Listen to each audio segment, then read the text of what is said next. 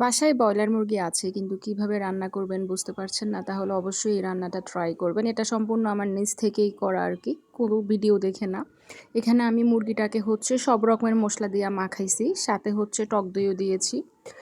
আর গোলমরিচের গুঁড়াটা অবশ্যই দিবেন, আর বাসায় হালিমের মশলা থাকলে হালিমের মশলাটা অবশ্যই দিবেন। এটা এই রান্নার মেইন হালিমের মশলাটা। এরপরে এই পেঁয়াজটা এখানে ভালোভাবে ভাজার পরে আমি এই মাখানো মুরগিটা দিয়ে দিব। দিয়ে দেওয়ার পরে অনেকক্ষণ কষাবো, কষানোর পরে সিদ্ধ করার জন্য দিয়ে দেবো। সিদ্ধ করার পরে এই যে দেখেন, আমার এটা কিন্তু রান্নার একদম ফাইনাল লুক। আর এই তরকারিতে খুব একটা বেশি ঝোল রাখবেন না, রান্না কমপ্লিট। আমি একদম খেতে চলে এসেছি, কারণ আমার অনেক বেশি ক্ষুধা পেয়েছিল আর এটার এত সুন্দর স্মেল।